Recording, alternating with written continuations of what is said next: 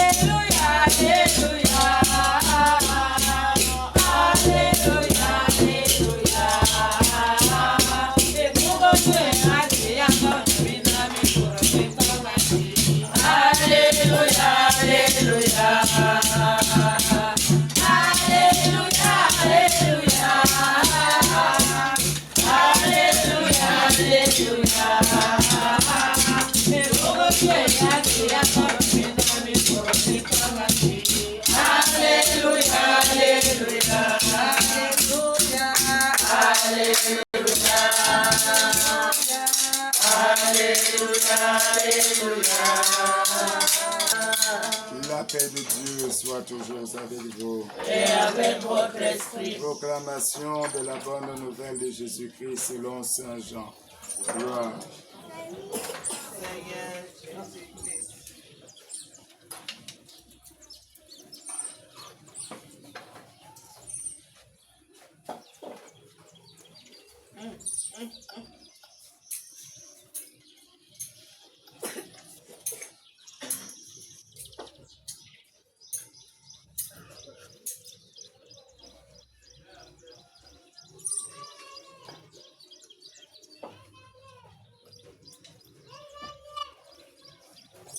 Jean chapitre 17 du verset 20 au verset 26. En ce temps-là, les yeux levés au ciel, Jésus priait ainsi. Père Saint, je ne prie pas seulement pour ceux qui sont là, mais encore pour ceux qui, grâce à la parole, croiront en moi. Que tous soient un comme toi, Père. Tu es un avec moi et moi en toi. Moi en toi. Qu'ils soient un comme nous, un aussi, pour que tu crois, pour que le monde croit que tu m'as envoyé. Et moi, je leur ai donné la gloire que tu m'as donnée. Pour qu'ils soient comme nous un, comme nous sommes un. Moi en eux, toi en moi. Qu'ils deviennent ainsi un, afin que le monde sache que tu m'as envoyé et que tu les aimes comme tu m'as aimé. Père, ce que tu m'as donné, je veux que là où je suis, ils soient eux aussi avec moi et qu'ils contemplent ma gloire, celle que tu m'as donnée, parce que tu m'as aimé avant la fondation du monde. Père juste, le monde ne t'a pas connu, mais moi je t'ai connu. Et ceux que tu as reconnus, tu les as envoyés. Tu m'as envoyé. Je leur ai fait connaître ton nom. Et je leur ferai connaître pour que l'amour dont tu m'as aimé soit en eux. Et que moi aussi, je sois en eux. Acclamons la parole de Dieu. Louange à toi, Seigneur Jésus-Christ. Prions le Seigneur que ce saint adorable évangile que nous obtenons le pardon, l'absolution, la rémission de tous nos péchés confessés et non confessés, au nom du Père et du Fils et du Saint-Esprit. Amen.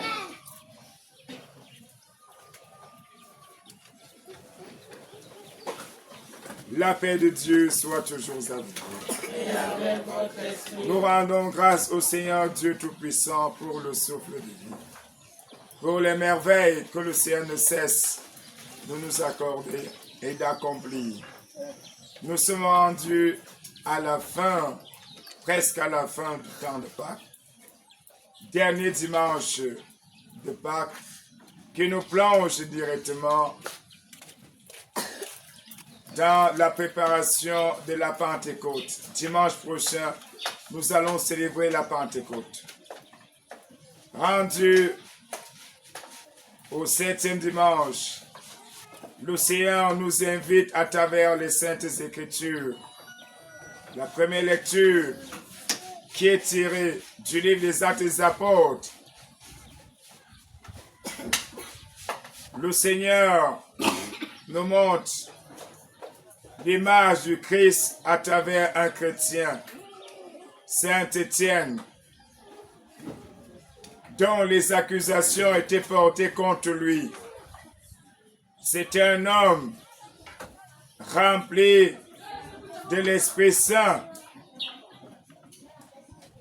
Il était plein, rempli de l'Esprit Saint. Et il vivait comme le Christ. Il s'efforçait à marcher selon les commandements du Seigneur, à méditer la parole de Dieu, à la vivre, à la partager et à faire surtout la volonté du Seigneur. Dans cet extrait, il y a un enseignement que le Seigneur nous donne en ce temps de préparation spirituelle de la venue de l'Esprit Saint. Et dans cette venue,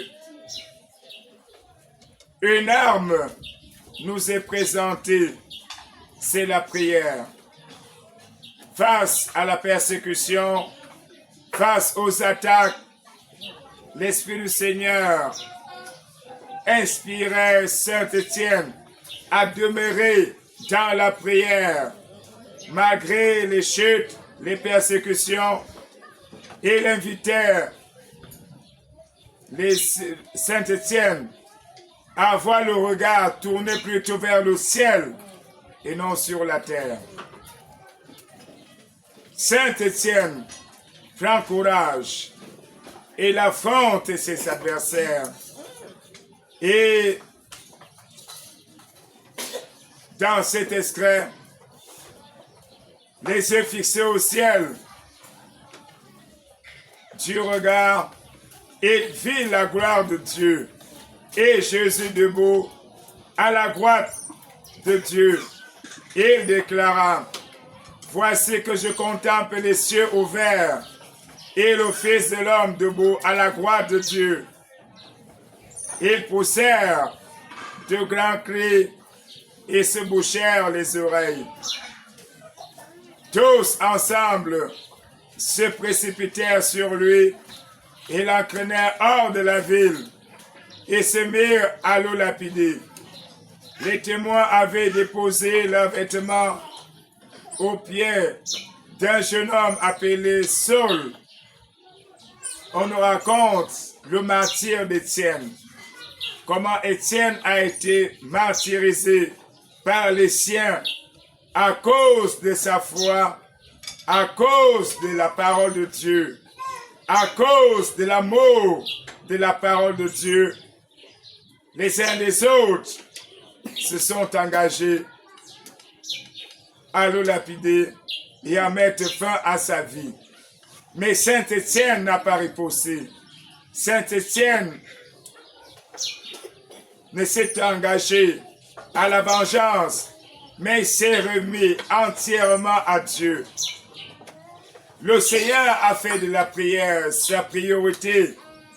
À chaque fois qu'il voulait prendre de grandes décisions, la toute première des choses, c'était qu'il se mettait en prière.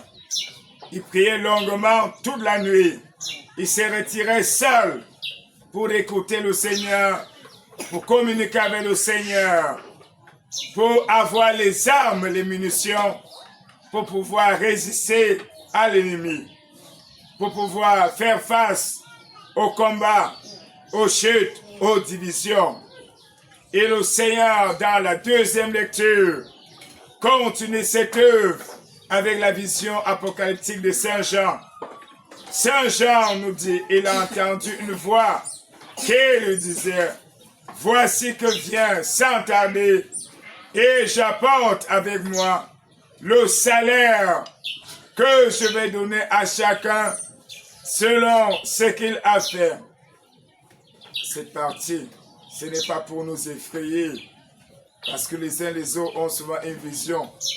Mais dans cet esclave, chacun de nous doit se préparer et à faire attention car un salaire peut tomber contre lui.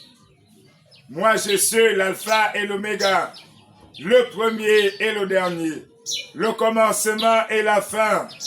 Heureux ceux qui lavent leurs vêtements et ils auront gloire, accès à l'arbre de la vie. Par les portes, ils entreront dans la ville. Moi, Jésus, j'ai envoyé mon ange pour apporter ce témoignage au succès des églises.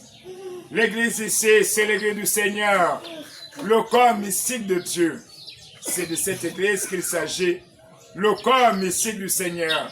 Et dans ce corps mystique, le Seigneur nous montre, par cet esprit, qu'il a un grand amour envers ce corps mystique et un jugement qui sera prononcé. Son église doit être mue de l'Esprit Saint, conduit uniquement par l'Esprit Saint. Il vient, celui qui entend, ils disent, viens, celui qui a soif, qu'il vienne, celui qui le désire, qu'il reçoive l'eau de la vie gratuitement. Le Seigneur, à travers la deuxième lecture, c'est l'Église du Seigneur qui est en prière, qui vit dans la prière, qui vit dans l'amour, qui vit dans le Christ, qui est attachée à la foi en Jésus. Cette Église, le Seigneur vient pour l'emporter dans sa gloire. Et cette gloire, le Seigneur dit, quand je reviendrai dans ma gloire, avec les saints et les anges, il siégera et il jugera. Il y aura un côté les boutons, d'autres les brebis, les boucs ou les brebis et les brebis. Alors il y aura une bénédiction qui descendra sur les uns, peut-être aussi un châtiment qui descendra sur les autres. Et pour éclairer cette vision, cette voie, le Seigneur nous plonge dans l'évangile de ce matin, qui est tiré dans la lettre, dans le livre, l'évangile de Jésus qui est selon Saint Jean. Jésus toujours en prière. Il a des choses qu'il demande au Seigneur, des priorités. Dans cette demande, le Seigneur s'adresse à son Père et ne tergiverse pas. Père Saint, il s'adresse au Seigneur qui est Père et Très Saint. La sainteté de Dieu. Il sait que le Seigneur est saint. Il est détaché du mal, du désordre, des ténèbres, des œuvres de l'ennemi. Il est pur, il est lumière, il est vérité, il est amour. Père Saint, c'est dans cet angle qui s'adresse au Père. Il faudrait que chacun de nous reçoive aussi cette sainteté. Je ne prie pas seulement pour ceux-là, ceux qui l'ont suivi, même ceux qui vont entendre les paroles du Seigneur par la bouche des saints, par la bouche de ses apôtres. Le Seigneur est en prière. Mais aussi pour ceux, grâce à la parole, croiront en moi. Que tout soit un comme toi. Père, tu es un avec moi. Cette union intime, cette harmonie qui existe entre le Père, le Fils et le Saint-Esprit, comme disait Saint Paul, en disant, la grâce, que la grâce soit avec vous, la grâce de Dieu l'amour de Dieu et la communion de l'Esprit Saint soient toujours avec vous. Saint Paul sollicitait que la grâce de Jésus-Christ, l'amour de Dieu le Père et la communion de l'Esprit Saint soient toujours dans l'Église. Toujours. Et le Seigneur, qui sait les difficultés que l'Église va affronter en quittant ce monde, élève une prière forte, s'adressant à son Père en disant: Père, mon désir le plus ardent, l'un des désirs, c'est que mon Église soit unie, que mon Église ne soit pas divisée, qu'il soit unie, non pas comme le monde voudrait qu'il soit, mais qu'il soit uni comme toi et moi, nous sommes unis. C'est le désir le plus ardent. Qu'il soit un comme moi et toi, qu'il soit aussi pour que le monde puisse croire que tu m'as envoyé, je leur ai donné la gloire que tu m'as donnée. Qu'il soit comme nous un. L'unité. Le Seigneur parle de l'unité de son Église. Depuis la nuit des temps, l'Église connaît des schismes, connaît des divisions. Au départ, après le concile de Nicée, en 324, 325, 26, l'Église s'est unie autour d'une seule foi. Et l'ennemi a commencé à travailler, à chercher des querelles, à creuser pour que l'Église soit divisée. Et le Seigneur nous dit de prendre en considération ces luttes, de prendre en considération ces divisions.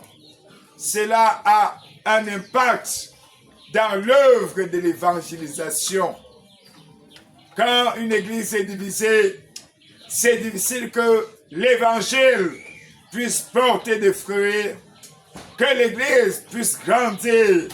Au contraire, cette église va connaître des divisions, va connaître des chutes, des limites. Et le Seigneur, à la préparation de la Pentecôte, nous invite à la prière, à nous rassembler, à être unis, non pas seulement physiquement, mais spirituellement. Et qu'est-ce qui creuse souvent? Les chutes, les divisions, les clivages. Le Seigneur nous invite à son unité. L'unité dans la pratique. Lui qui est uni, l'unité avec le Père. C'est ce regard que nous devons porter. Nous devons être unis à... L'Église doit chercher à être unie comme il est uni au Père, dans le respect des uns et des autres. Unité dans la pratique des commandements pour que l'unité du Christ soit perçue, soit vue, soit présente parmi nous. Nous devons avoir le modèle, le Christ. Le Christ qui est miséricordieux, le Christ qui est amour, le Christ qui est pardon, le Christ qui est prière, le Christ qui est charité, le Christ qui est justice. Nous devons garder l'unité pour que l'unité soit maintenue. L'unité sera maintenue dans la justice. Plus il y aura des injustices, plus ça va provoquer des divisions. Plus il y aura inégalité de répartition des biens, plus l'unité va se fragiliser. Plus il y aura l'arrogance, plus il y aura l'insolence, plus il y aura l'orgueil, ainsi l'unité va se fragiliser. C'est de ça qu'il est question. L'unité dans le Christ nous renvoie à l'unité de vie du Seigneur. Dans la vie du Seigneur, comment le Seigneur vivait? Il vivait dans la vérité. Et généralement, quand l'heure de la vérité arrive, certains ne supportent pas la vérité. certains ne supportent pas l'honnêteté, certains ne supportent pas la justice. Et le Seigneur nous montre qu'il y a une fausse unité lorsque nous nous unissons pour combattre ceux qui sont en train de faire la volonté de Dieu, dont les idées n'obéissent pas à nos idées, à nos désirs. Cela provoque une unité qui empêche la foi dans l'Église du Seigneur. Ça joue dans la croyance pour que les uns et les autres puissent croire. C'est le mode de vie que nous aurons à l'intérieur et non seulement à l'extérieur, le mode de vie interne selon la vie de Jésus qui va pousser le Saint-Esprit à ramener les âmes, à attirer l'attention sur la lumière et sur les ténèbres. Et le Seigneur nous dit, nous devons marcher dans la lumière puisque Dieu est lumière. Dieu est lumière. Et tant que nous serons dans la lumière, l'unité avec le Seigneur sera davantage croissante. Plus nous marcherons dans les ténèbres, dans le désordre, l'unité dans le Seigneur va se fragiliser. Et des causes qui peuvent être la source de discrimination, des guerres ou des schismes, il y a premièrement l'orgueil. L'orgueil provoque parfois des divisions. L'orgueil provoque parfois des énervements. L'orgueil provoque parfois des rivalités. L'orgueil provoque parfois des rébellions. L'orgueil provoque parfois des chutes. Le Seigneur attire notre attention sur les divisions ce dimanche. Les divisions sont la cause ou des obstacles ou un grand frein dans l'œuvre de l'évangélisation. Et le monde d'aujourd'hui connaît beaucoup de divisions. Les catholiques qui n'arrivent pas à s'unir, bien qu'ils soient catholiques, ils n'ont pas la même vision. Et tant que nous n'avons pas la vision de Jésus, la vision du Christ, il y aura toujours problème dans notre réussite, dans notre succès, dans notre libération, dans notre délivrance.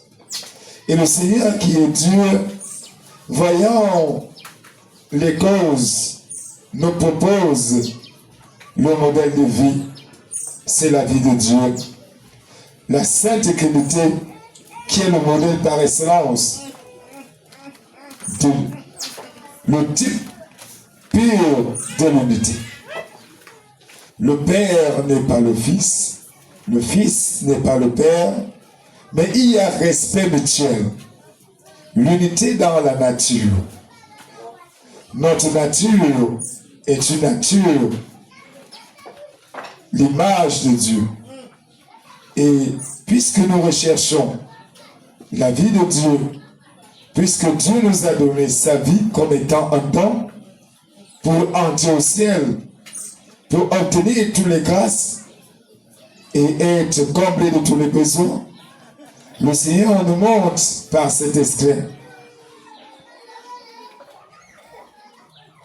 Au sein de l'Église, le Seigneur ne voudrait pas que son Église soit divisée, son Église soit désunie. Et en nous rappelant à l'ordre, le Seigneur qui envoie ses apôtres s'adresse tout d'abord à son Père. Il nous montre les conflits que l'Église peut connaître mais ces conflits peuvent être surpassés ou peuvent trouver des solutions dans l'unité avec le Christ. Pour que quelqu'un soit bien plus uni à moi, à toi, il faudrait que son unité avec le Seigneur soit aussi soudée au parfait. Tant qu'il n'y a pas unité avec le Seigneur, c'est difficile que cette unité avec l'autre soit possible. Et le Seigneur qui connaît nos cœurs, connaît nos limites, connaît nos défauts, connaît même les dons qu'il nous a donnés, nos capacités et nos attitudes, nous montre le modèle qui peut provoquer la foi au sein de l'Église. Et il attire notre attention. Si nous ne sommes pas unis, ce peuple que nous prêchons ne pourra pas croire. À l'intérieur, s'il y a des divisions, et il insiste, tout royaume divisé va s'écrouler. Tout royaume divisé va s'écrouler. Si le Seigneur attire notre attention, il nous fait comprendre au-dedans de nous, si nous sommes déjà divisés, à l'intérieur de nous, si nous sommes partagés, à l'intérieur de nous, si nous ne sommes pas d'accord, au-dedans de nous, il y a déjà un obstacle à l'union intime avec le Christ, avec notre foi. Et dans cet esprit, le Seigneur nous montre qu'il y a des guerres, il y a des divisions. Lorsqu'il y a un mépris des uns des autres, certains sont méprisés, l'Église du Seigneur peut connaître des divisions. Nous devons tout faire pour que les uns ne soient pas méprisés, les uns ne soient pas énervés avec raison. Tout ce qui provoque des énervements, ça peut avoir un impact, une influence dans la mission évangélique ou prophétique, ou alors dans l'accompagnement des chrétiens. Car le Seigneur nous dit, il y aura des signes qui accompagneront ceux qui auront cru. Et le Seigneur, qui veut que nous tous nous soyons un, que les uns ne soient pas écartés, que les uns ne soient pas lésés, que les uns ne soient pas torturés, que les uns ne soient pas renversés. Il nous donne le principe divin et s'adresse au Père éternel en nous disant, Père juste, il fait référence à la justice du Père.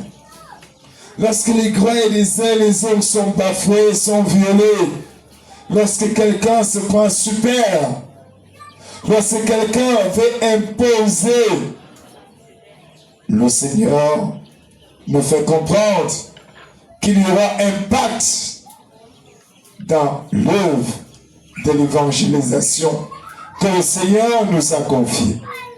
Nous devons donc faire très attention à ce qui peut provoquer les chutes. Mais nous devons toujours travailler dans la prière. Et le Seigneur nous dit, cela ne viendra qu'à travers la prière. Nous devons régulièrement demander l'aide au Seigneur, supplier le Seigneur avant de décider, avant de prendre une décision. Nous tourner vers le Seigneur pour lui demander l'aide, pour prier. Et le Seigneur nous dit, oui, il nous a donné sa gloire. La gloire, c'est la clarté même de Dieu. La gloire, c'est le Christ lumineux lui-même, dans sa lumière totale. Et qu'est-ce qui rendait le Seigneur lumineux dans sa gloire? Le Seigneur passait tout le temps à montrer, à pratiquer la miséricorde, même envers ceux qui ont trahi sa confiance. Il montrait sa miséricorde, même envers ceux qui n'avaient même pas encore voulu sa miséricorde. Et le Seigneur nous dit, ce qui va maintenir l'unité, c'est que nous devons toujours garder l'esprit d'humilité. L'humilité est aussi une arme ou une vertu, un don de l'Esprit Saint qui permet en sorte d'écouter les autres, de faire comprendre aux autres leurs erreurs, leurs limites. Aussi l'unité dans la patience. La patience à prendre les décisions, à frapper, ça permet que l'autre puisse se ressaisir. C'est une manière de donner une chance nouvelle à l'autre pour pouvoir saisir ses erreurs, pour permettre à Dieu d'agir, de travailler son cœur et de le ramener à la raison, afin que le moteur qui est Dieu, l'Esprit Saint, puisse rassembler. L'unité dans la vérité. Le Seigneur nous fait comprendre, plus nous allons marcher dans la vérité, plus l'unité sera solidifiée, plus nous allons marcher dans l'amour, plus les uns les autres vont prendre conscience et vont se rendre compte que grâce à l'amour, l'unité peut demeurer. Le Seigneur qui nous montre que les combats entre nous font obstacle à la foi. Les querelles entre nous, les bagarres entre nous provoquent un retard dans la croissance de l'évangile, dans la progression de l'œuvre de l'évangélisation du Seigneur. Et cela, nous devons prendre conscience. Le Seigneur qui nous parle en ce dimanche voulait que dans la prière, que nous ne soyons pas seulement rassemblés, mais que nous soyons unis de cœur. Et c'est cette unité de cœur qui va provoquer la présence de l'Esprit Saint et transformer le monde. Il nous dit, parce que vous serez un, le monde croira que c'est Dieu qui a envoyé le Christ et comprendra que c'est Dieu qui est à l'œuvre. Saisissant de cette opportunité, nous devons donc faire un examen de conscience chacun dans son fond intérieur. Est-ce que je suis un obstacle à l'œuvre de l'évangélisation? Mon comportement dans l'église du Seigneur provoque des divisions, provoque la colère de Dieu, provoque des guerres, attire des problèmes. Et si cela en est ainsi, je suis appelé à abandonner, à changer de vie. Car pour que les uns les autres puissent avoir la foi, s'enraciner dans le Christ, il faudrait que notre vie soit une vie exemplaire, une vie d'amour, une vie de charité, une vie de partage sincère sans laisser quelqu'un, une vie d'écoute. Il faut prendre en considération les doléances des autres. Il faut prendre en considération les problèmes des autres.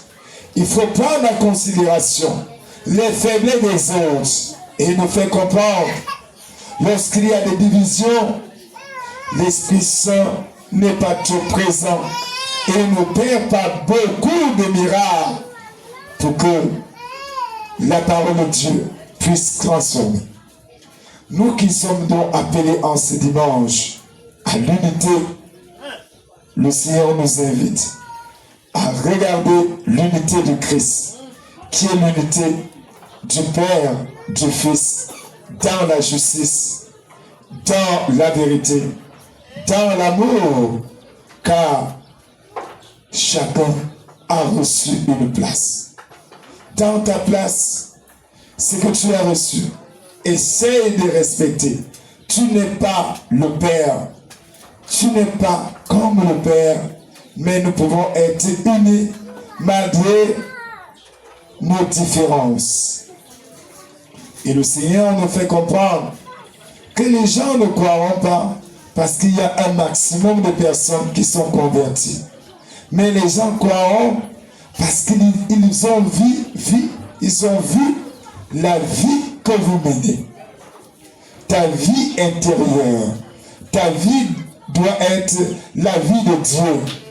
Une vie de prière, une vie de charité, une vie des humbles, une vie de lumière.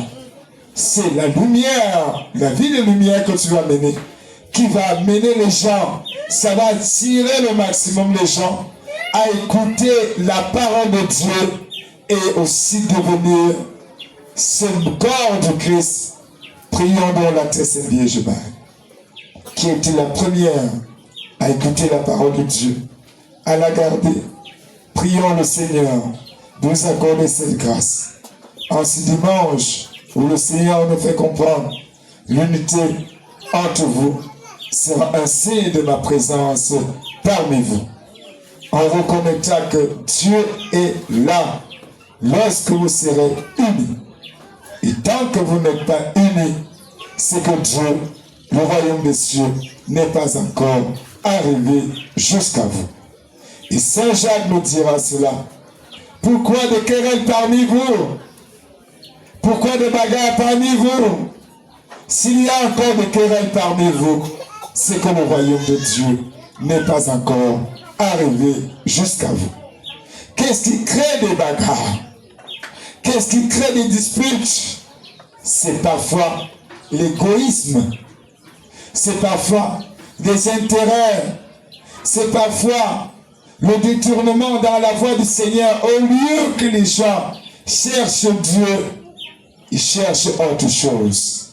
Au lieu que les gens fassent la volonté de Dieu, ils font plutôt cherchent à accomplir leur volonté. Voilà ce qui peut causer la chute, des catastrophes, des déchirures, des guerres, les recherches effrénées de biens, recherche de pouvoir, recherche effrénée des gains. Alors ce matin, si nous mettons notre volonté de côté et recherchons d'abord Dieu, le reste viendra sans toutefois travailler, sans toutefois porter beaucoup de peine. Le reste viendra gratuitement. Et le Seigneur qui nous attire notre attention ce dimanche nous dit, dans la maison du Seigneur, je dois toujours garder à cœur que je suis serviteur, je ne suis pas au-dessus de Dieu lui-même. Le Seigneur qui nous dit, il est l'alpha, il est le commencement. C'est vers lui que nous regardons. C'est à ses côtés que nous portons notre regard. C'est vers ce chemin qu'il nous appelle. Et chacun de nous doit voir comme référence Jésus-Christ. Ces divisions touchent l'Église de Dieu sur plusieurs fronts. Les familles, des biens de la terre, qui sont la cause parfois de beaucoup de divisions. Des parcelles de terrain, lorsqu'on repartit, telle personne a droit à telle, les gens ne respectent pas le non-respect, les accusations injustes. Et les uns des autres commencent à former des trios, commencent à former des lobbies pour combattre parfois les uns ou combattre les autres. Et le Seigneur nous dit, cette unité pour combattre la vérité est une unité qui nous conduit à la chute catastrophique. Lorsque la vérité est éclairée, au lieu de m'enorgueillir dans mon cœur, je dois plutôt me ranger du côté de la vérité. Et le Seigneur nous dit, nous ne devons pas provoquer les autres pour rien. Je provoque quelqu'un dans l'église. Il y a ceux qui sont le moteur des divisions, qui sont la cause des divisions dans l'église. Et certains ont pour mission de venir détruire l'église, de chercher des querelles. Ça passe par des nourritures, la répartition de la nourriture. Nous allons voir qu'Étienne qui a été mandaté est arrivé à être diacre parce qu'il y avait problème de répartition de nourriture ou de la nourriture au sein de l'église. Nous ne devons pas mettre des liens de famille dans l'église. Le lien de famille doit être écarté. Je suis son frère, sa sœur, je suis la servante du Seigneur. Je suis le serviteur de Dieu. Et le Saint-Esprit fait le ménage lorsqu'il couvre ses vices dans l'église. Il sait que cette église a des problèmes. Il faut relayer la vérité. Il faut éclairer des consciences pour voir des hommes que cette attitude que tu as provoque de misère et source de misère.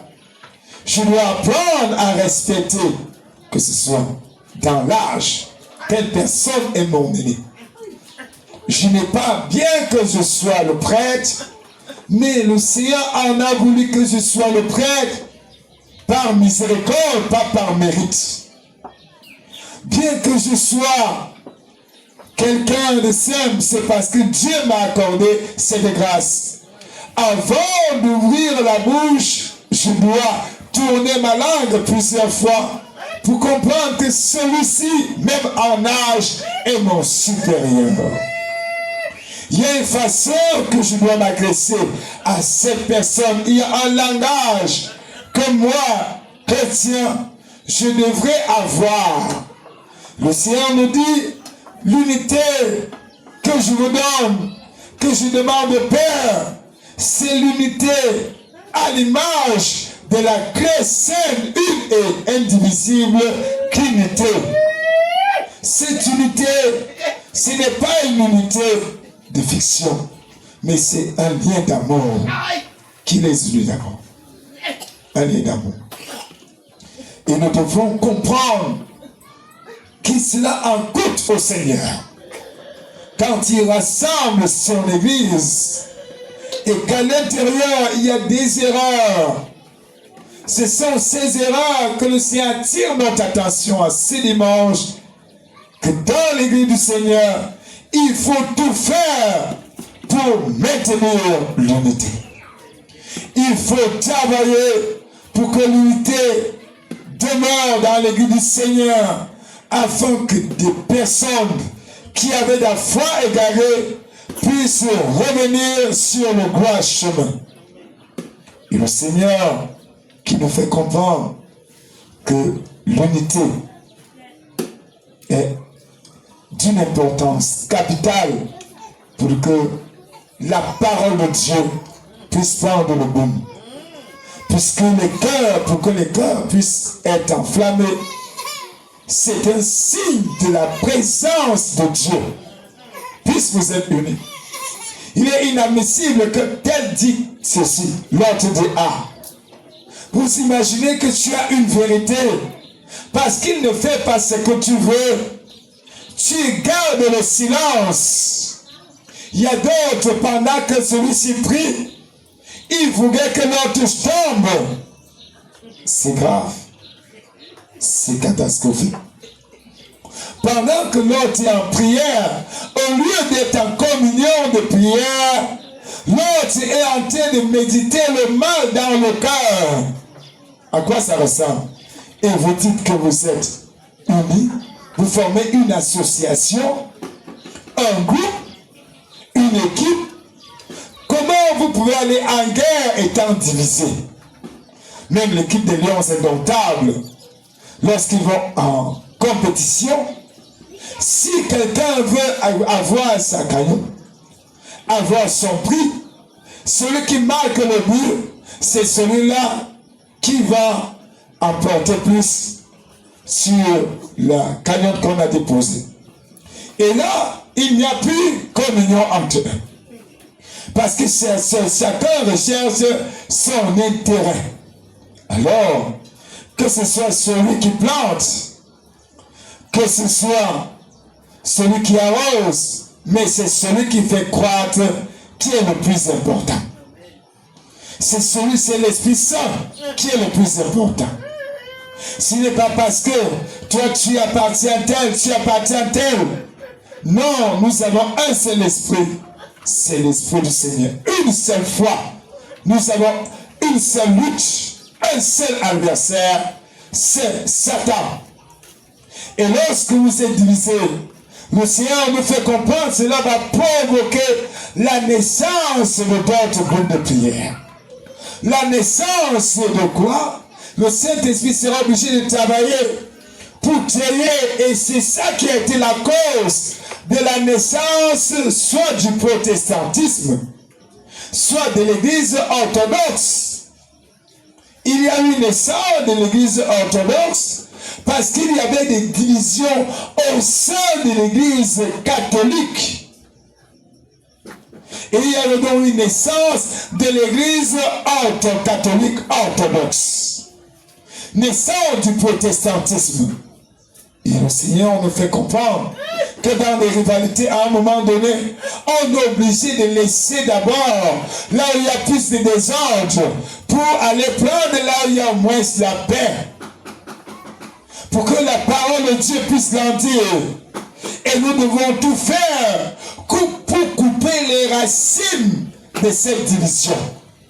Quelle est la racine de cette division? Tu parles ce que tu ne devrais pas parler. Tu te retrouves là où tu ne devrais pas te retrouver. Tu commences à écouter des réunions qui se programment jour et nuit et d'autres œuvres des ténèbres.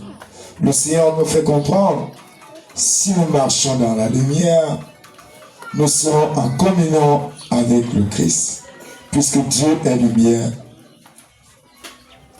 Et si nous marchons dans la lumière, nous serons en communion avec lui. Le Seigneur nous fait comprendre l'unité entre les chrétiens donne accès au mystère divin, donne accès à l'Esprit Saint.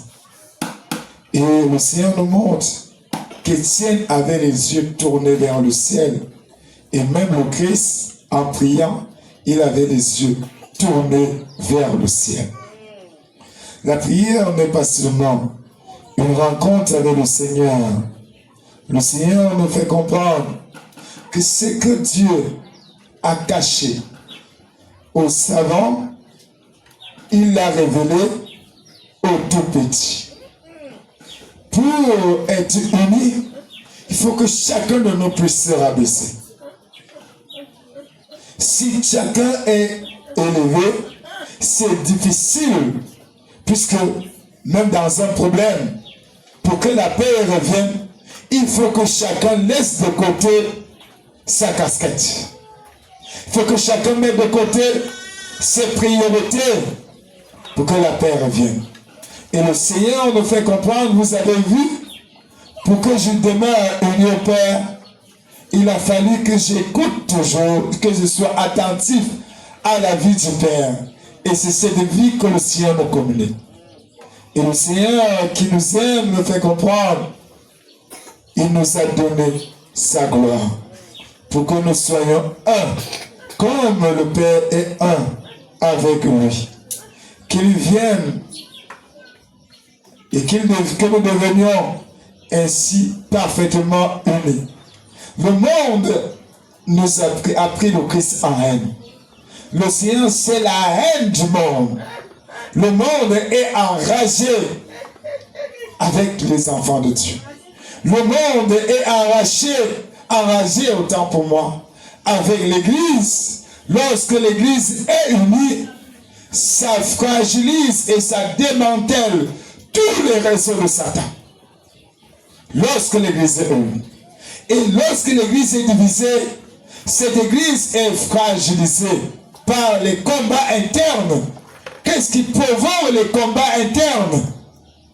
Qu'est-ce qui provoque les misères, les divisions dans l'église? Cette question doit ronger mon âme, mon esprit. Et le Seigneur qui nous a donné un chemin spirituel nous dit, pour lutter contre cet esprit de division, contre le diable, parce que le diable veut dire le diviseur. Diable veut dire diviseur, celui qui divise. Mais le Seigneur, c'est celui qui unit. Le Seigneur, c'est l'unité. Le diable, c'est la division. Et tout esprit de division vient de Satan. Et il passe parfois inaperçu. Il utilise parfois le Seigneur Jésus-Christ. Qu'est-ce qu'il utilise? Qu'est-ce qu'il utilise parfois? Que le Seigneur bénisse. La jalousie, que le Seigneur bénisse. L'orgueil, très bien. Alors, il utilise parfois les faiblesses des uns des autres et les appétits des uns et des autres. Il regarde les appétits des uns des autres. Il observe et il cherche à tout moment à remuer les blessures. Il ramène les choses anciennes dans les cœurs.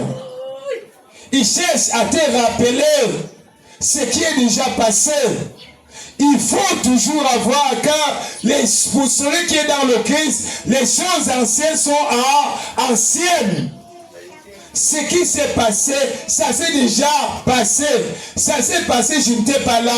Seigneur, aide-moi à ne pas entrer dans ce combat. Il ne faut pas être contaminé par les erreurs des autres.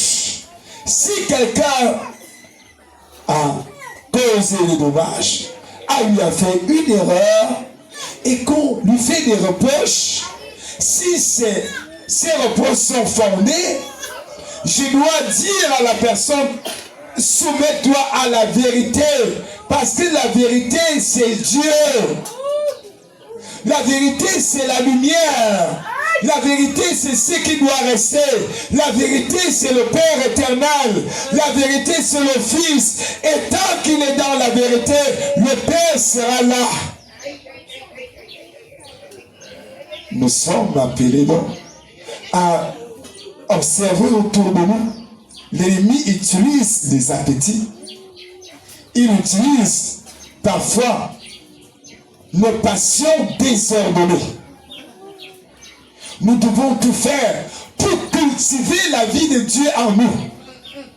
La vie de Dieu la passe par la vie de prière qui est la vie de Jésus, la vie de l'amour, la vie de l'humilité, la vie de la patience, la vie de la petitesse, la vie de l'écoute, la vie de la charité, la vie de l'égalité. Tout doit être égalitaire. Celui-ci travaille, il mérite telle place. Il œuvre, il travaille, il mérite telle place. Et dans la justice, le Christ a été condamné injustement. Il sait ce que l'injustice produit dans l'église du Seigneur. Ça produit et ça touche tous les secteurs. Quand il y a déjà des schismes, des questions, le pape doit être noir, le pape doit être beau. Il ne s'agit pas de race. Il ne s'agit pas de personne. Mais il s'agit de Dieu. Qui sait qui peut conduire son église, qui sait qui peut ouvrir le ciel, qui a reçu le don. Les hommes ne fabriquent pas des autres, ne rendent pas les autres. Comme c'est Dieu qui te façonne et fait de toi tel. Et le Seigneur attire notre attention. L'église peut se diviser lorsque nous mettons Au lieu de mettre la parole de Dieu devant, nous mettons nos intérêts devant.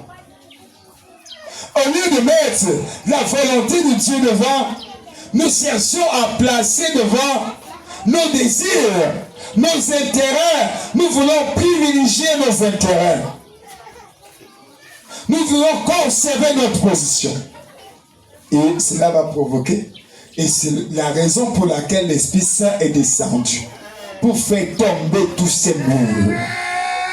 L'Esprit Saint est descendu pour faire tomber ces crises. Lorsqu'on dit le pape doit être blanc, le pape doit être noir, il y a déjà un problème. Cet homme, sa pensée, quand je vois, il a les idées du Christ. Il a les idées, il a la mission du Seigneur. Quand je vois sa pédagogie, c'est la pédagogie de l'Esprit Saint, sa façon de travailler. Alors, les uns et les autres peuvent chercher à saboter ton travail. Il peut arriver parfois que le comportement des uns et des autres sabote ton travail, sabote l'œuvre du Seigneur, empêche le développement.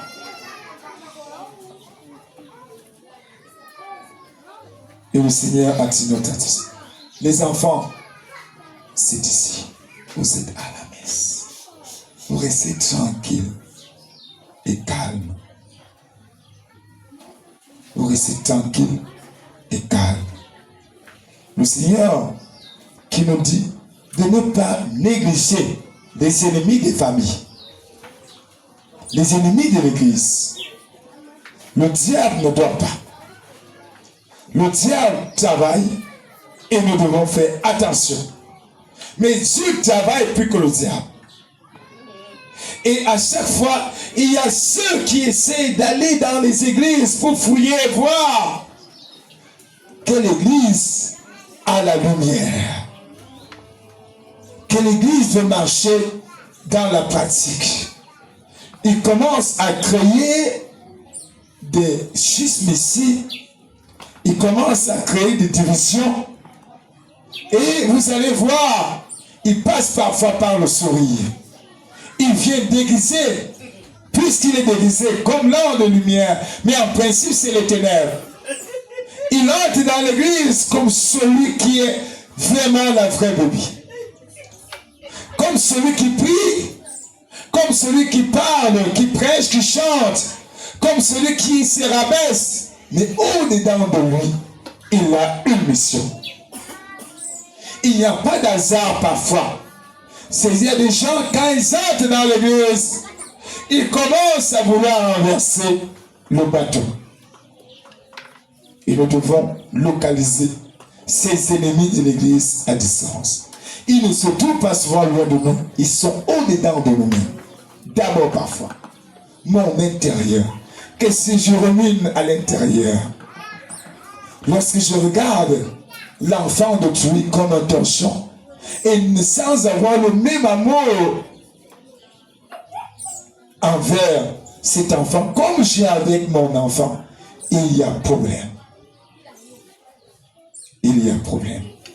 Et le Seigneur, qui nous connaît mieux que nous-mêmes, nous fait comprendre que l'unité sera le signe de la bénédiction. Le Seigneur attend d'abord que vous soyez unis afin que la grâce devienne débordante. Et tant que vous êtes divisés, parfois c'est l'argent qui divise. Parfois, c'est les abus que les gens supportent. Les gens sont abusés. Les gens sont abusés. Les gens sont abusés. Et par ces abus, ça fragilise l'Église doucement. Prions donc le Seigneur qui nous dit l'unité qu'il veut n'est pas une unité seulement émotionnelle, partielle, mais c'est une unité éternelle. Prions donc le Seigneur de nous accorder cette grâce, car l'unité est un don de Dieu. Si un homme n'est pas uni à Jésus, il ne peut pas bien être uni à ses frères. Pour que nous puissions être unis, je dois travailler ma relation avec Dieu. Je dois travailler mon intimité avec le Seigneur afin de me donner la sagesse et le discernement, le bon jugement de cœur pour ne pas offenser mon frère, ma soeur et rester attaché à Dieu.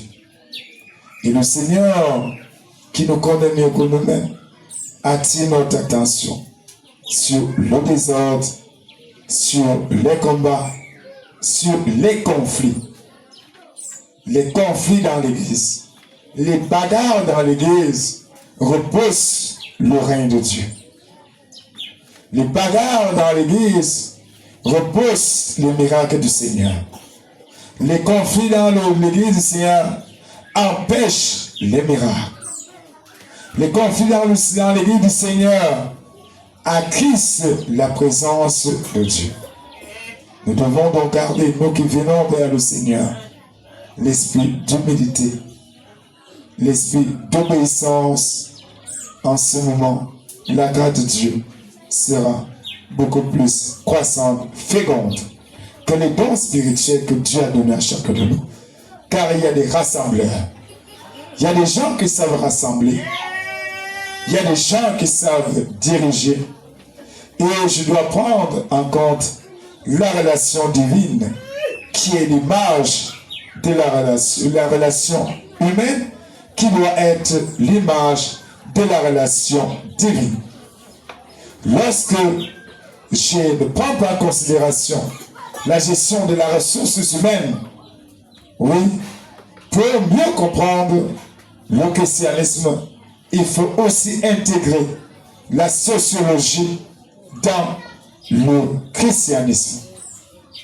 Parce que tu ne peux pas être dissocié, séparé de Dieu et dire que tu es séparé des hommes, mais tu veux être uni à Dieu. Ça va de pair. L'amour de Dieu et l'amour du prochain. Et cet amour se manifeste par le service. Plus tu es séparé des hommes, pas pour une bonne raison valable, plus ta relation avec Dieu a des influences, commence à capoter et l'ennemi vient s'enraciner. Prions dans le ciel, dans tous les milieux où l'ennemi est déjà en train d'œuvrer secrètement dans le noir, que ses œuvres soient démasquées au nom de Jésus-Christ.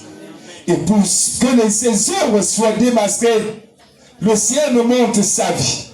Sa vie est une vie de lumière. Il faut être transparent. Il faut être honnête. Il faut être juste. Il faut être gloire. Il faut être véridique. Il faut être patient.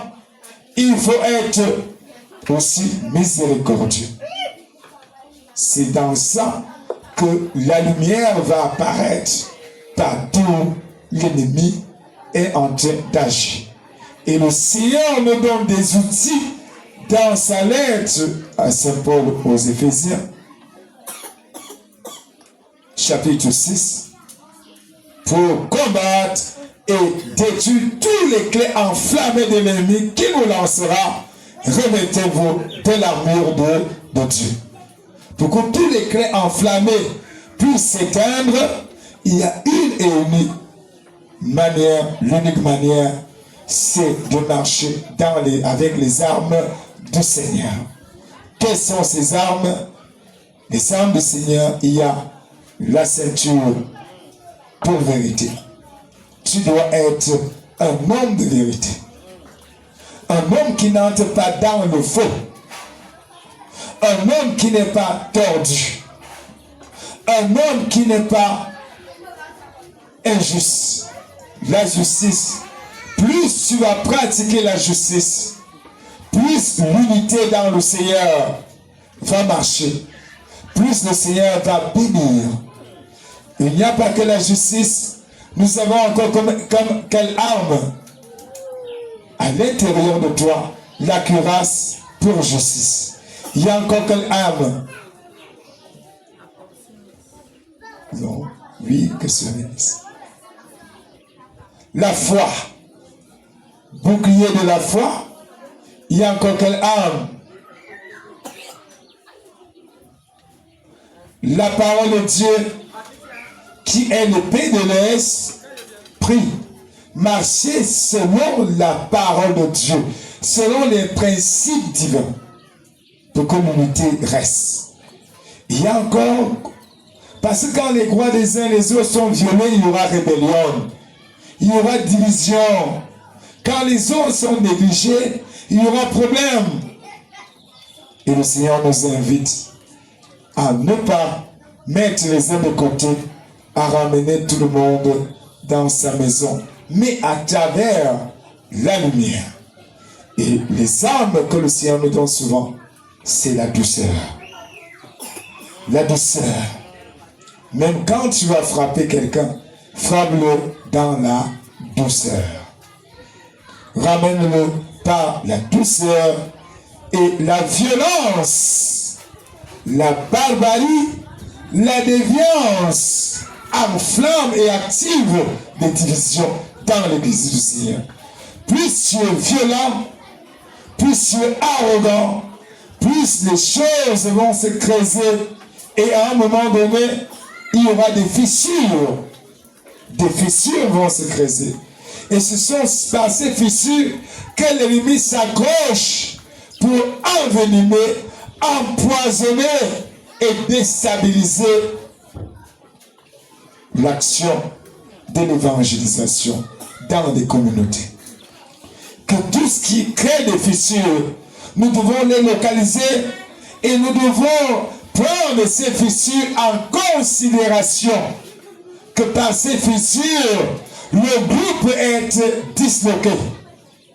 Par ces fissures, l'ennemi peut agir et s'imposer pour détruire, chercher à casser la grâce que Dieu a donnée.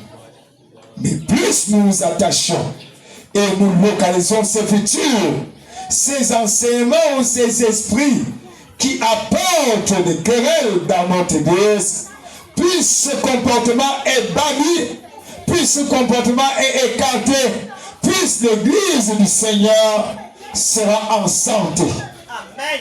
sera dans la paix. Amen.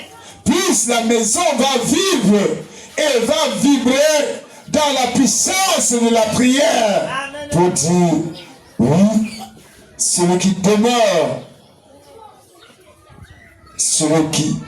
dans la présence du Très-Haut repose toujours à l'ombre de Dieu puissant. Il y a donc, quels sont les plaies? Il faut d'abord guérir ces plaies. Qui est l'auteur de ces plaies? Qu'est-ce qui a causé ces blessures?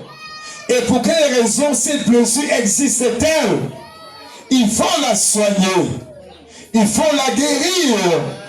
Il faut la purifier, la désinfecter. Et dès qu'il y a une blessure, les microbes viennent, les mouches viennent se poser, même si vous ne les invitez pas. C'est ainsi donc. Lorsqu'il y a des péchés quelque part, il y aura des problèmes. Lorsqu'il y a des vices quelque part, il y aura des problèmes. Il faut donc dénoncer ces vices. Il faut donc tout faire pour bannir ces vices à temps pour que l'Église soit maintenue dans l'unité. Faisons donc appel au Seigneur lui-même durant ce temps de la Pentecôte pour qu'il nous aide en ce temps, ce mois, je crois, du Sacré-Cœur de notre Seigneur Jésus-Christ. Que le Sacré-Cœur de notre Seigneur Jésus-Christ s'ouvre envers les plus grands pécheurs du monde, envers des communautés qui connaissent des divisions, des querelles, des bagarres. Que l'unité revienne. Et sachons-le, le message du Christ est clair. Là où il y a encore des querelles, des luttes, des combats parmi vous, c'est que le royaume de Dieu n'est pas encore arrivé. Loué soit Jésus-Christ.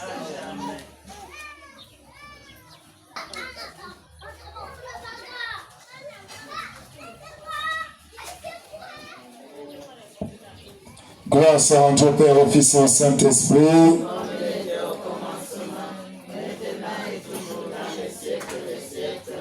Lèvons-nous et poussons notre foi. Je crois en Dieu le Père Tout-Puissant, Créateur du ciel et de la terre, et en Jésus-Christ, son Fils unique, notre Seigneur, qui a été conçu du Saint-Esprit, et né de la Vierge Marie, à se faire ce Ponce Pilate, a été crucifié, et mort, a été enseveli, et descendu aux enfers, le troisième jour, est ressuscité des morts, est monté aux cieux, est assis à la droite de Dieu le Père Tout-Puissant, Dieu reviendra juger les vivants et les morts. Je crois au Saint-Esprit, à la Sainte Église catholique, à la communion des saints, à la rémission des péchés, à la résurrection de la chair, à la vie éternelle. Dans une prière unanime, faisons monter nos intentions de prière vers le Seigneur.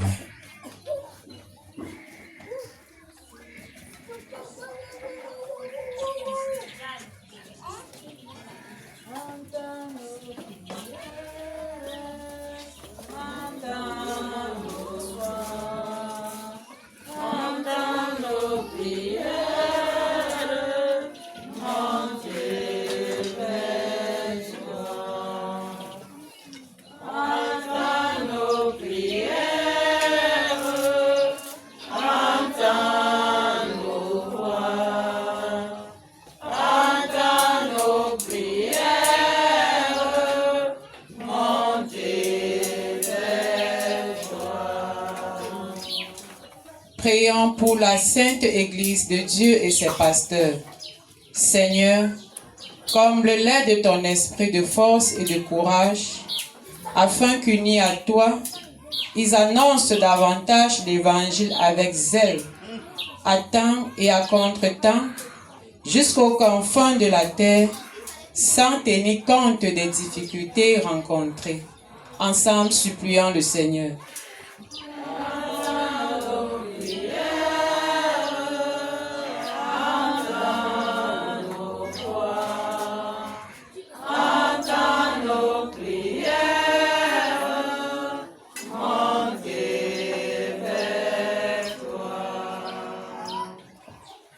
Prions pour ceux qui détiennent une part d'autorité dans toutes les nations. Daigne, Seigneur, les assister par ton esprit de sagesse, pour qu'ils dirigent le peuple à eux confié dans l'amour, la justice et la fraternité pour un monde plus paisible. Ensemble, supplions le Seigneur.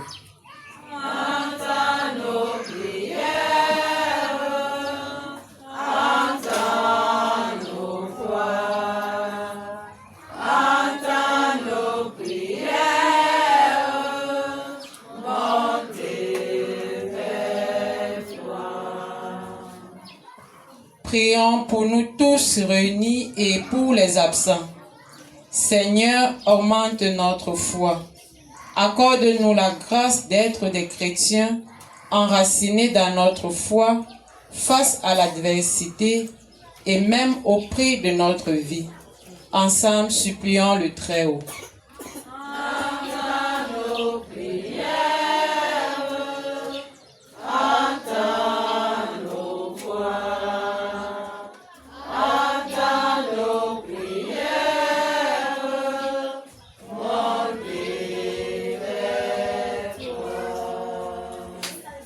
Prions pour ceux qui souffrent dans leur corps, leur âme et leur esprit.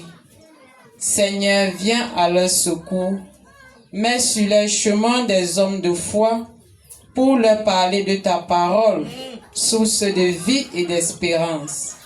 Exauce aussi, Dieu d'amour, nos supplications personnelles et celles de construction de notre cathédrale. Écoute et prends pitié. Entends nos prières, entends nos voix, entends nos prières,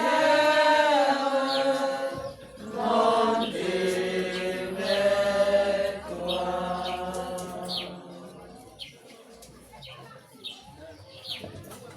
Père très saint, nous unissons nos prières aux intentions de prière des familles Diane, Prisca, Anno, et aussi, Seigneur, de votre servante.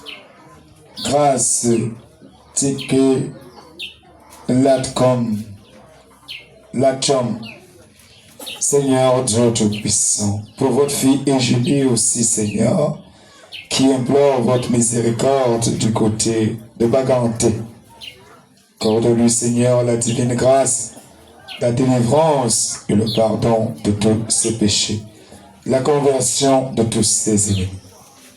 Nous prions aussi, Seigneur, pour tous les enfants qui préparent des examens. Seigneur, dans votre communauté, permettez, Seigneur, Dieu Tout-Puissant, qu'il trouve grâce et miséricorde à vos yeux. Père, nous vous le demandons, par l'intercession de la très sainte et bienheureuse Vierge Marie, surtout au nom glorieux de votre Fils Jésus-Christ, lui qui vit et règne avec vous, dans l'unité du Saint-Esprit, un seul Dieu, pour des siècles et des siècles.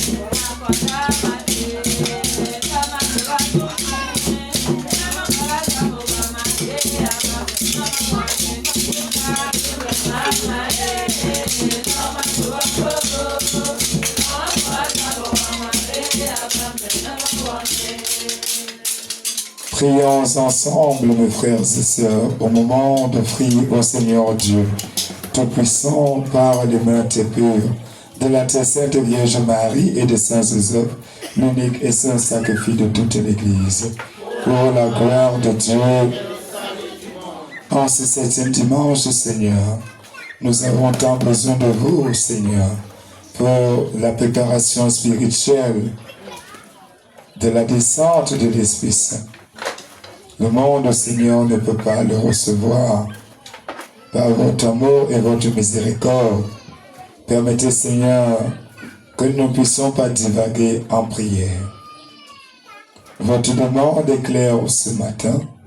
Vous désirez, Seigneur, que votre Église soit unie. Et, Seigneur, par une unité simple, pas seulement une unité, Seigneur, corporelle, mais une unité, Seigneur, spirituelle, à l'image de votre unité, l'image du Christ, qui accepte la croix, que sa gloire est apparue dans la croix. Acceptez les souffrances, portez les autres à cœur, malgré leurs défauts, malgré leurs limites. Donnez-nous la capacité, Seigneur, de vivre avec les personnes insupportables. de maintenir, Seigneur, le respect, Seigneur, du don de chacun, de voir en l'autre un moyen de sanctification. Des erreurs des autres, non pas comme pour nous transformer en juges, mais en aidant nos frères à revenir sur le droit chemin. Permettez, Seigneur, que cette prière parvienne jusqu'à vous. Nous vous supplions, Seigneur Jésus, de purifier encore votre Église contre le dévoreur, contre ces pensées noires, obscures, par lesquelles l'ennemi véhicule souvent passe pour accomplir ou passe pour accomplir ses œuvres. Dissipez, Seigneur, ces pensées dans nos cœurs. Permettez, Seigneur, que nous soyons le plus attirés vers les vertus du ciel. Détournez notre regard sur nos intérêts pour privilégier et sauver le nom de Dieu. Nous vous supplions et nous vous demandons pardon pour votre nom que nous avons, Seigneur, que nous n'avons pas respecté, votre nom que nous n'avons pas sanctifié. Permettez, Seigneur, que cette occasion de prière soit source de prise de conscience et de retour vers le droit chemin. Que ces intentions parviennent jusqu'à vous. Père, nous vous le demandons, par l'intercession de la très sainte et bienheureuse Vierge Marie, surtout au nom glorieux de votre Fils Jésus-Christ, lui qui vit et règne avec vous, dans l'unité du Saint-Esprit, un seul Dieu, pour des siècles et des siècles. La paix de Dieu soit toujours avec vous. Élevons notre cœur. Rendons grâce au Seigneur notre Dieu. Et vraiment, il est juste bon de vous rendre gloire, de vous offrir notre action de grâce, toujours ayant tenu à vos Pères et Saints, Dieu éternel et tout-puissant, par le Christ notre Seigneur. Oui, Seigneur, à la veille même, Seigneur, de sa passion, il a voulu, Seigneur, manifester un signe d'amour et de miséricorde, en modèle à suivre. En lavant les pieds de ses disciples, il nous a montré l'exemple, Seigneur, d'un serviteur. Il nous retirait, Seigneur, que le serviteur n'est pas plus grand que le maître. Il a désiré, Seigneur, que nous restions unis, qui est la preuve de la présence de Dieu. Et aussi un moyen qui amènerait les uns les autres à croire et à produire d'abondants miracles dans nos communautés, dans nos familles et dans nos pays, dans nos continents. Surtout dans la vie chrétienne, ces désirs ardents, Seigneur, et pressants demeurent toujours dans son cœur. Oui, Seigneur, en mourant, il est mort pour que l'Église reste unie. En acceptant de devenir faible, c'est pour que l'Église reçoive la force pour pouvoir lutter contre les passions désordonnées, contre les divisions, contre l'ennemi cruel, contre le diable. En ressuscitant, il a manifesté et il a remporté la victoire. Il a détruit la mort et a restauré un monde nouveau. Il a fait resplendir l'Église nouvelle. Il nous présente désormais cette Jérusalem céleste qui est source d'amour, fruit de l'Esprit Saint. Père, nous ne cessons, Seigneur, d'acclamer ceci miraculeux et victorieux que le Christ a accompli par sa résurrection. Père, c'est pourquoi l'ensemble des anges fidèles ne cessent de chanter sans fin l'hymne de votre gloire. À leur hymne de louange, laissez-nous joindre nos voix pour chanter, proclamer sans fin l'hymne de votre gloire en chantant.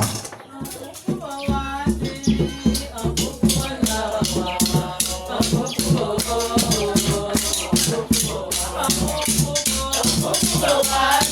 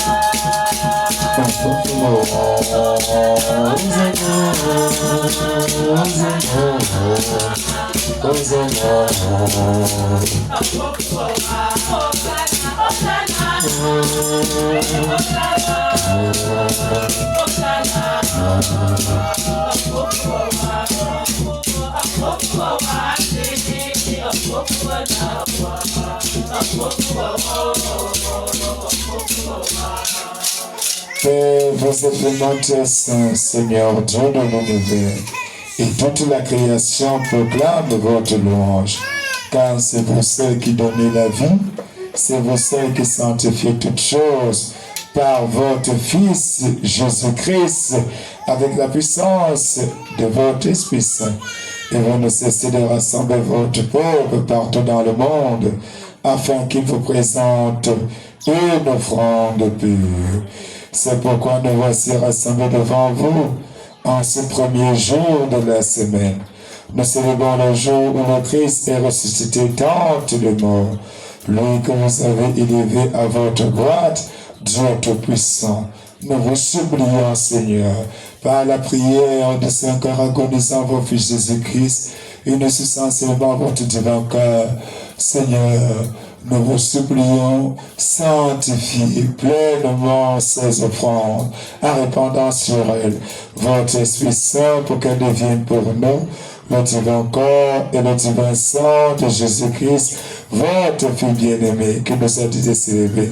Ce sang est très grand mystère. Père Saint, au moment où la nuit même où il fut livré, Seigneur, et au moment d'enterrement, Seigneur, dans sa passion, il prit le pain dans ses mains toutes très saintes. Père, les yeux levés vers vous, tous un Père tout-puissant, en vous rendant grâce, et le bénit, et le rompit, et le donna à ses disciples en disant, prenez et mangez-en tous, ceci est mon corps, livré pour vous. Corps du Christ, livré pour vous. Corps du Christ, livré pour nous. Jésus-Christ, toujours vivant.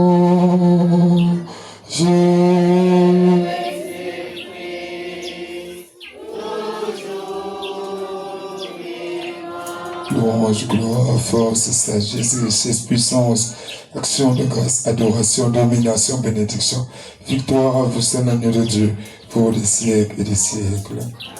Père, nous vous supplions, pour tous ceux qui sont malades, ne permettez pas que la maladie les emporte, accordez-leur la guérison, au nom du Père, et du Fils, et du Saint-Esprit. Amen.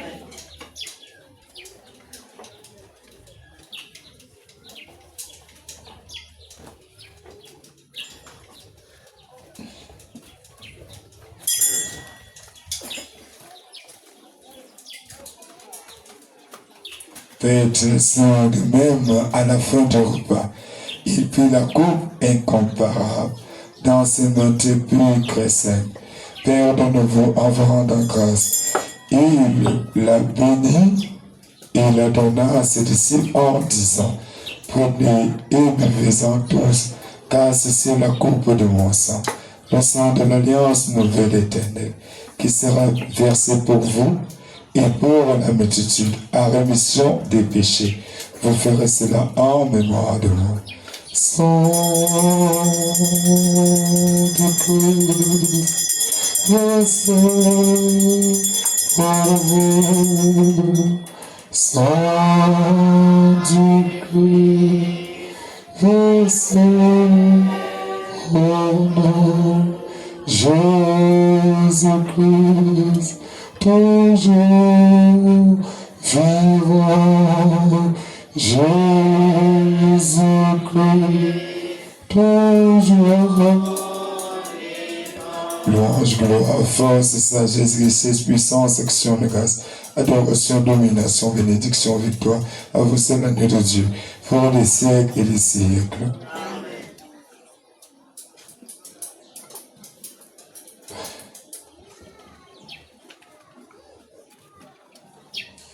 Il est grand le mystère de la foi. Seigneur Jésus-Christ,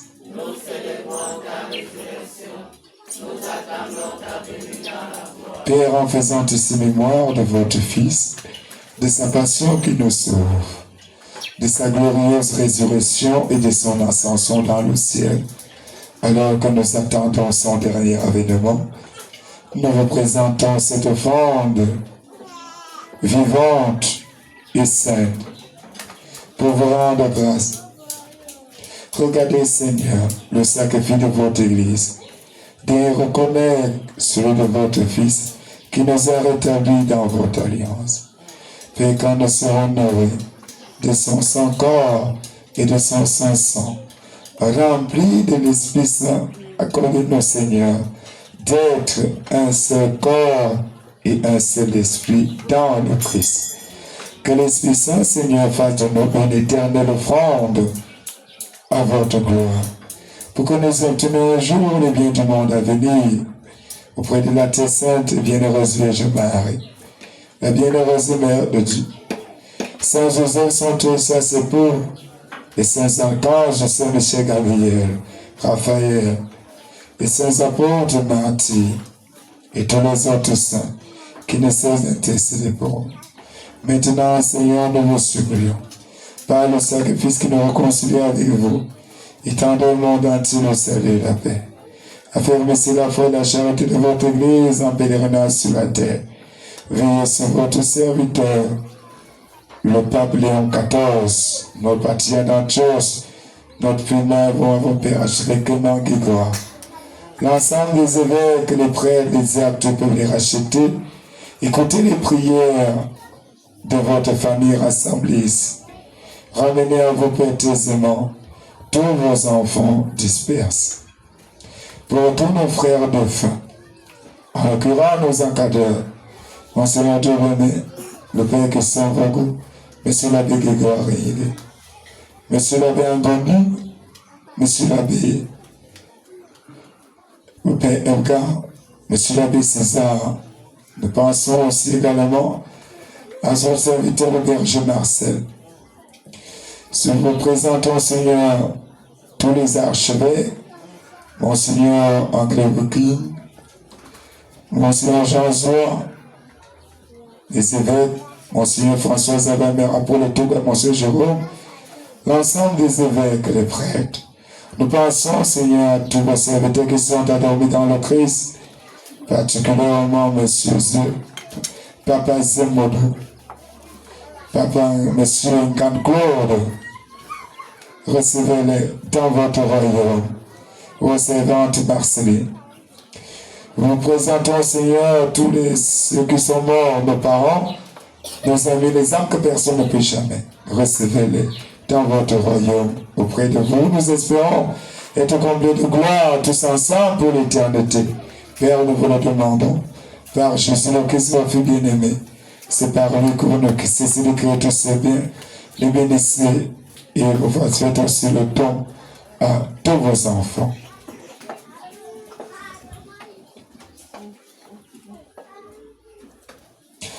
Par lui, avec lui et en lui, à vous, Dieu le Père Tout-Puissant, dans l'unité du Saint-Esprit, tout honneur et toute gloire, pour des siècles et des siècles. Unis dans le même esprit, redisons avec confiance la prière que nous avons reçue de notre Seigneur recevant notre Père qui est aux cieux.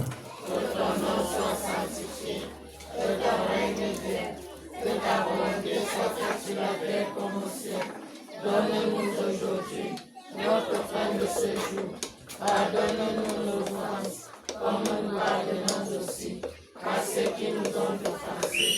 Et ne nous laisse pas entrer en tentation, mais délivre-nous du mal. Délivre-nous de ton mal, Seigneur, donne la paix à notre temps. Par votre miséricorde, libérez-nous de péché. Rassurez-nous devant les épreuves, ensevelis-nous espoir le bonheur que vous promettez. Et l'avènement de Jésus-Christ, notre Seigneur et Sauveur. Car c'est à vous qu'appartiennent le règne, la puissance et la gloire, pour les siècles des siècles. Amen. Seigneur Jésus-Christ, vous avez dit à vos apôtres, je vous laisse la paix. Je vous donne ma paix. Ne regardez pas nos péchés, mais la foi de votre Église. Pour que votre volonté s'accomplisse, donnez-lui toujours cette paix. Conduisez-la vers l'unité parfaite, vous qui vivez et régnez pour des siècles et des siècles. Amen. Que la paix de Dieu soit toujours avec vous. Et avec votre esprit. Frères et sœurs, dans la charité de Christ, donnez-vous un signe de paix et devenez des artisans de paix.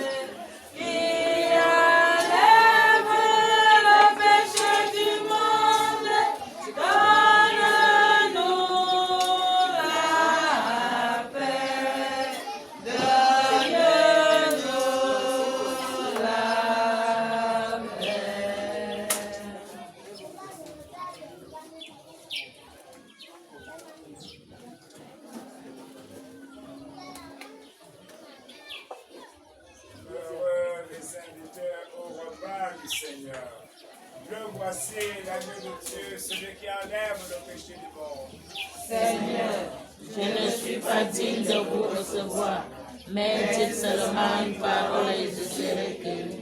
Seigneur, je ne suis pas digne de vous recevoir, mais dites seulement une parole et je serai guéri.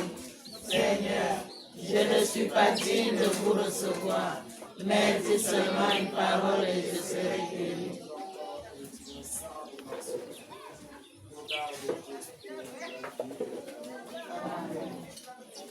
Tu es mon Seigneur, oh Seigneur, rien ne saurait m'amener où tu m'as conduit. Tu es mon Seigneur, oh Seigneur, rien ne saurait m'amener où tu m'as conduit.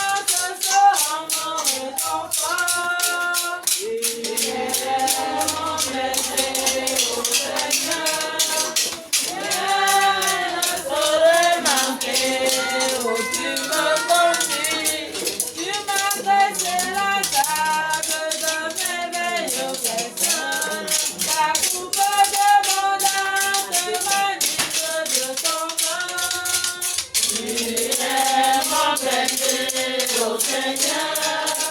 Viens le soleil marqué où tu me conduis. Prenez la vie bientôt rayonne sur mon corps.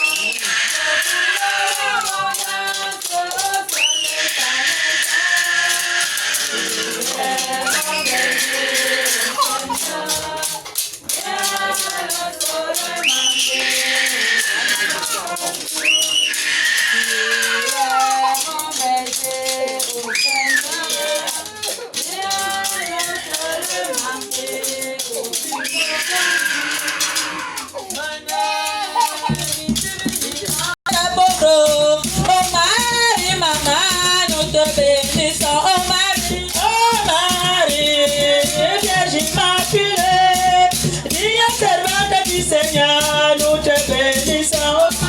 Oh Marie, oh Vierge Immaculée, digne servante du Seigneur, nous te bénissons. Tu es la reine des apôtres, tu es la reine de l'église. Oh Marie, maman, nous te bénissons. Oh Marie, oh Vierge Immaculée, digne servante du Seigneur, nous te bénissons. Oh Marie, oh Vierge Immaculée, digne servante du Seigneur, nous te bénissons. Tu es la reine des prophètes, tu es la reine des évêques. Oh Marie, maman, nous te bénissons. Oh Marie, Vierge Immaculée, digne servante du Seigneur, nous te bénissons. Oh Marie, maman, Vierge Immaculée, digne servante du Seigneur, nous te bénissons. Tu es la mère du rosaire, tu es la mère du monde. Oh Marie, maman, nous te bénissons. Oh Marie, maman, Vierge Immaculée, digne servante du Seigneur, nous te bénissons. Oh Marie, Vierge Immaculée, digne servante du Seigneur, nous te bénissons.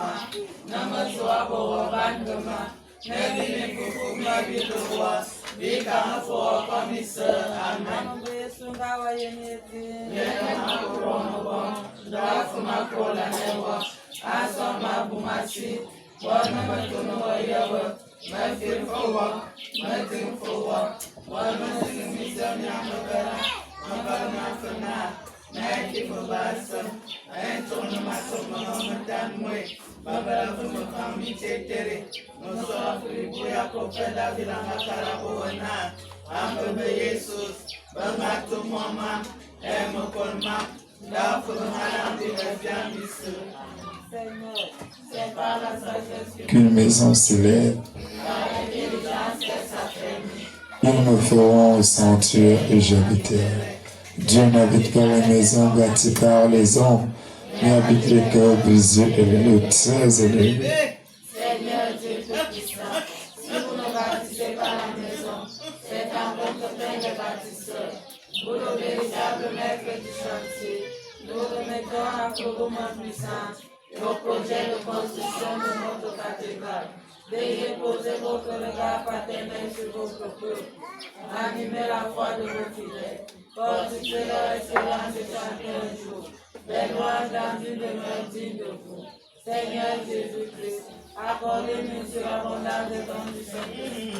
Vous construisez maintenant à terme l'œuvre que vous-même vous avez si bien commencé. Marie, bienheureuse Mère de Dieu, patron de notre diocèse, intercédez pour nous, afin que tout se passe selon la volonté de votre divin Fils. Notre-Dame du Mont-Carmel, Priez pour nous. Grand Saint Joseph, Priez pour nous. Saint Jean-Baptiste, Priez pour nous. Sainte Mathilde, Priez pour nous. Saint Jodi Lacange, Saint Père Pio, Priez pour nous. tous les saints du ciel, Priez pour nous, intercédez pour nous et combattez Saint Justin, Seigneur, accorde à toutes les âmes de purgatoire le repos éternel.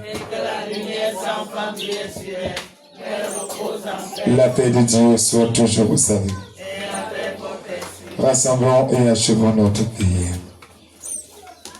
Exaucez, Seigneur Dieu Tout-Puissant, Seigneur notre Sauveur, les prières de votre peuple, que la communion au divin mystère du salut nous confirme dans cette assurance que vous avez glorifié tout le corps de l'Église, comme vous avez glorifié leur chef, notre chef, Jésus-Christ, notre Seigneur.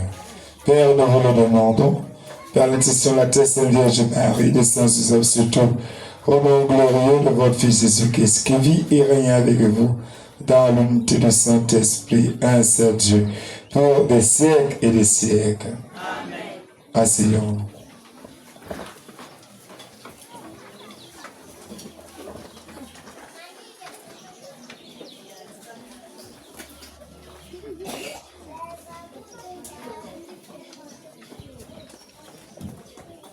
La paix de Dieu soit toujours avec vous. Nous sommes rendus au premier jour du mois de juin, mois dédié à la très sainte Vierge Marie. Les saints de la semaine, demain lundi, nous allons célébrer le 2 juin. Et le saint du jour, nous avons comme saint du jour Saint Marcelin, prêtre et martyr. Et nous avons aussi Saint Pierre, martyr. Mardi 3 juin, nous allons célébrer Saint Charles de Luanda et ses compagnons. C'est un Africain. Dimanche, mercredi prochain, nous allons célébrer Sainte Clotilde.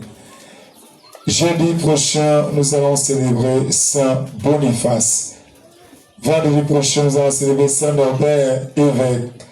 Samedi prochain, nous allons célébrer Saint Gilbert. Et dimanche prochain, dimanche de la Pentecôte, nous allons célébrer Saint Médard. Nous continuons notre prière quotidienne chaque jour pour la préparation, la supplication du Seigneur. Et nous continuons avec le chemin qui a été proposé chaque jour.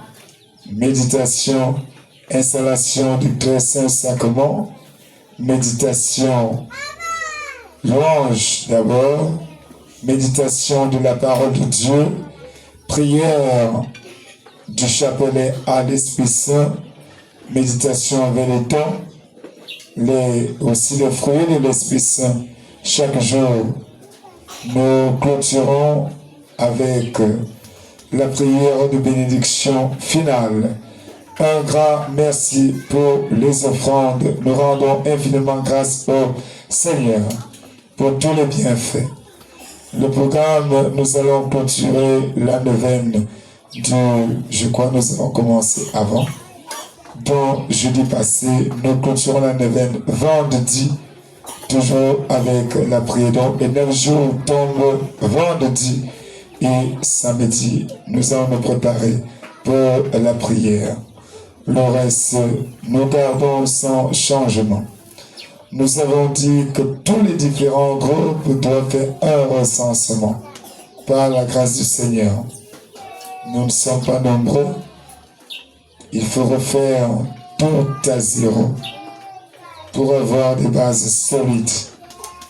Nous avons dit les différents groupes qui sont, que ce soit au niveau du groupe des lecteurs, ceux qui sont directement impliqués pour la messe, la célébration eucharistique, que ce soit les lecteurs, que ce soit les enfants de cœur, ces deux groupes qui sont impliqués devraient faire une liste avant la Pentecôte.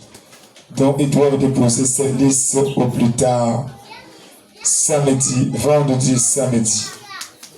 Ainsi aussi pour les lecteurs, que nous puissions avoir une idée et aussi assumer certaines responsabilités. le désordre ne sera pas fait, on va dire, il est ici, alors que réellement, nous ne le connaissons pas ici. Tous les chrétiens qui sont régulièrement inscrits, qui payent normalement le dernier du culte, qui participent aux événements, devraient demander des services ici, sans avoir recours à des conditions. Quand tu es régulièrement inscrit avec ta carte, on sait que tu es membre, tu es adhérent dans un groupe de prière ou alors dans un mouvement pour créer la clarté. J'insiste dessus. Et si nous voulons marcher avec Dieu, marchons dans l'ordre. Dans le passé, il y a eu quelques éléments qui ont provoqué, mais nous voulons aujourd'hui, avec l'aide du Seigneur, marcher dans la lumière avec Dieu et selon le principe du Seigneur. Nous remercions le Seigneur Dieu Tout-Puissant pour tous ceux qui travaillent de près ou de loin, qui exercent ou qui abattent un travail pour soutenir la communauté, bien qu'ils ne soient pas présents avec nous tous les dimanches ou bien tous les jeudis, mais leur présence manifeste de temps en temps. Ils travaillent silencieusement. Que le Seigneur vous inonde au nom de Jésus-Christ. Un grand merci pour les dons, les différents dons qui sont faits au Seigneur ici, pour la croissance spirituelle, pour l'œuvre de l'évangélisation, pour ceux qui disposent de leur temps de façon sincère. Et nous avons dit, pour ceux qui doivent être impliqués directement dans la messe, la structuration de la messe, j'aurai une rencontre avec eux, peut-être avant ou juste après la Pentecôte. Avant ou après la Pentecôte. Les deux groupes, groupe lecteur et aussi la chorale. Je désire aussi que avant la lecture, avant la messe, des lectures secondes, bien sûr, nous avons arrêté avec le journal pour l'instant pour privilégier aussi à distance et nous insistons aussi pour que les chants soient enseignés avant. Pour ceux qui doivent travailler dans le groupe lecteur, un chant, le chant de l'entrée, chant d'offertoire, chant de la proclamation, l'alléluia, différents chants, différentes parties de la messe, pour que les gens ne soient pas désordonnés. Voilà, nous allons prendre tel chant, nous allons prendre tel chant, nous allons prendre tel chant, de façon ordonnée et non désordonnée. Aussi, nous avons dit pour tous ceux qui, dans le groupe charismatique, veulent exercer un don, ce n'est pas moi qui choisis, c'est l'Éternel qui choisit.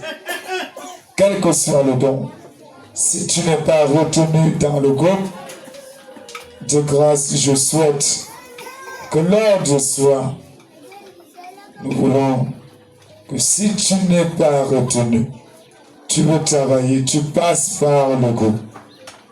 Moi-même, je veillerai sur ce groupe avec la grâce du Seigneur. Il y aura deux groupes. Moi-même aussi, je vais m'en charger de ces deux groupes. La chorale, je vais veiller en sorte que ce mouvement soit bien structuré. Deuxième partie, c'est aussi l'effusion de l'Esprit Saint. Moi-même, j'ai été effusé. Il n'y a rien qui peut surprendre le Seigneur. Les phénomènes charismatiques, lorsqu'ils sont donnés, sont appuyés par le Seigneur. Tout phénomène charismatique. Et ce n'est pas le fait d'être en mouvement qui manifeste la présence du Christ. Même dans la douceur, dans le silence et le calme, Dieu est parfois dans la brise légère. Nous insistons donc sur ces points pour que les gens travaillent beaucoup plus. L'habitation du Saint-Esprit à l'intérieur. Il y aura donc des enseignements qui seront donnés pour cette partie.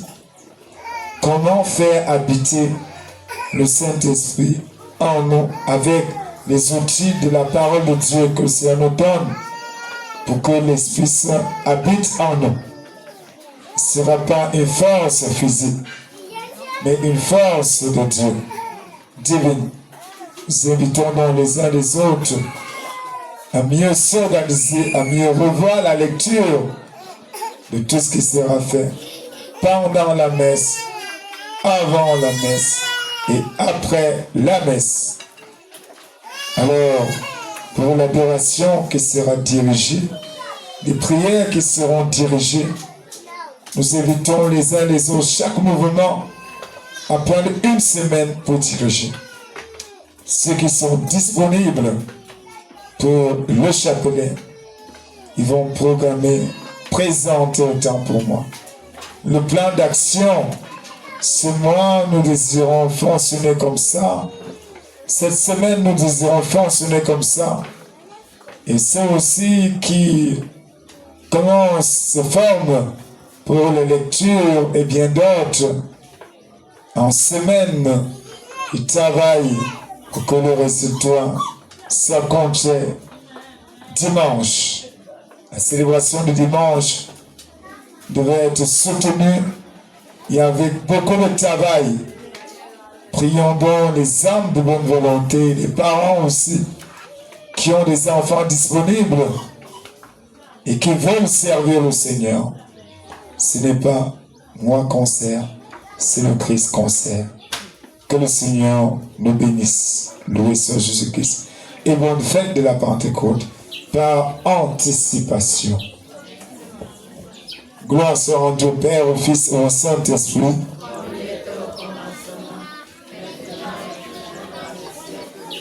Notre secours nous vient dans le nom du Seigneur. Et que Dieu Tout-Puissant et Miséricordieux vous bénisse et vous garde, le Père, le Fils et le Saint-Esprit. Allez et demeurez dans la paix et la joie du Seigneur. Loué soit Jésus-Christ. Excellent dimanche à vous tous. Bonne neuvaine.